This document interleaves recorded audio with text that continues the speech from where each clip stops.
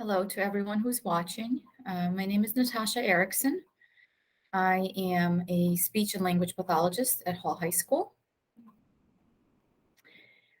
I am here to share my experience with you. I immigrated here with my parents from Kiev, Ukraine. At the time, it was just becoming an independent nation shortly after the collapse of the USSR. We moved here in 1992. I was almost 10 years old. We lived in West Hartford. I graduated from Hall High School in 2000. I have many relatives in Ukraine, mostly on my mom's dad's side. My grandfather is actually in his mid-90s. He's still in Ukraine. Relatives, aunts, uncles, cousins, friends, family friends. Lots of people connected to this who are mostly, the majority of them are from Kiev.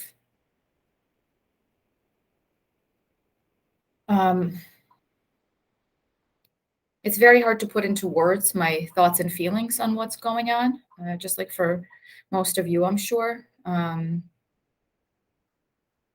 I've never experienced anything like this in my whole life, and I almost feel guilty for saying that because I'm not the one who's in the midst of it, just watching from the sidelines. I feel very helpless. I'm constantly sort of struggling between understanding what is happening currently. Every time I turn on the news, which I do often because I can't not. I want to be informed at all times, and also trying to wrap my mind around what long-term effects this will have. It's not just the obvious loss of life and the destruction, but just the psychological damage, what this means long-term for the Ukrainian people, for their nation, for their children, for their children's futures. It's very hard to wrap my mind around that. I'm in contact with most of my family on a daily basis. I use the app Telegram, which is what they prefer to communicate. So far, everyone is alive. They're doing okay. I have cousins who are twins who sent who are my age. One of them, sent his family, his children over to Western Ukraine where it's relatively safer at the moment. And the other one was able to get his family to Poland.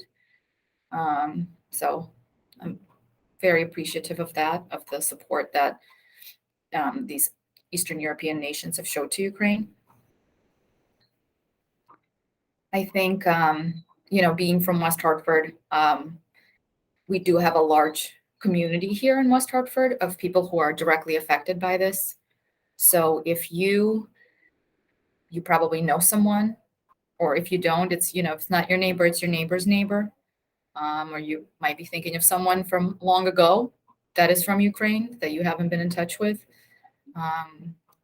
If you can help by reaching out to people, donating. There are, places like the Red Cross, UNICEF. It all goes directly to humanitarian aid for children. The Kiev Independent is taking donations. I personally was overwhelmed by the amount of information I found when I did some research on where to donate. So I reached out to my relative in Ukraine and I said, can you tell me from your perspective, what are the people saying they need, and what, can you guide me? And she sent me a few links. One is all humanitarian aid, and the other one is donating directly to the Ukrainian army.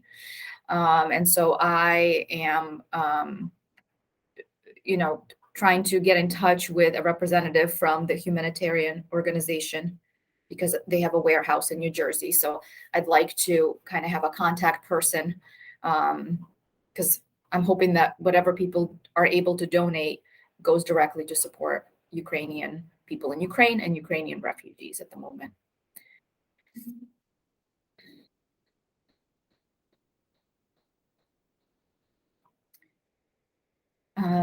I think, over the last week, so many people have approached me and have said, I didn't know anything about Ukraine before this, or, I didn't even realize it had its own language. And I think it's just really important to,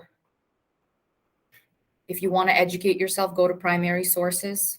Ukraine is absolutely a independent nation, and Ukrainian people have been around for a very long time.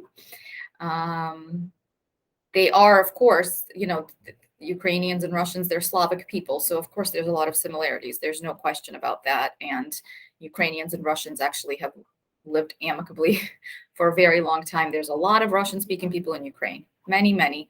In fact, if you watch interviews with, just people on the street right now, half of them respond in Russian and half of them respond in Ukrainian. So some of the information that you hear, some of the propaganda about how marginalized ethnic Russians have been in Ukraine is just, it's false. So I think it's important to educate yourself about the culture and the language. I also think it's, people, I have, my children are in second grade and fifth grade, and it's, people have said, what do you say to the kids? And I don't know what you say to the kids because I don't know what to say to myself. My son, he's 10, so he has better awareness, but I think what we can do collectively when we're speaking to our children is really teach them about accurate information, teach them to be critical thinkers, that not everything you just see in the media is truth.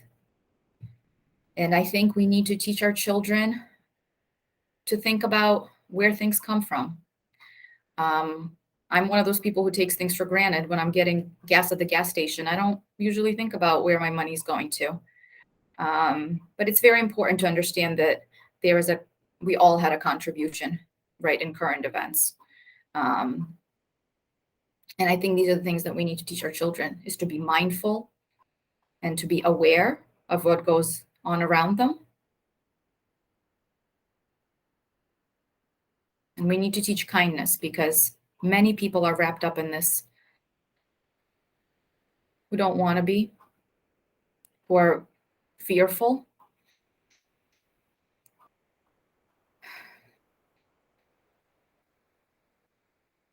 Yeah, the situation didn't happen overnight, unfortunately.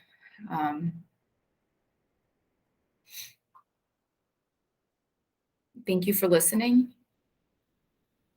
Thank you for supporting Ukraine.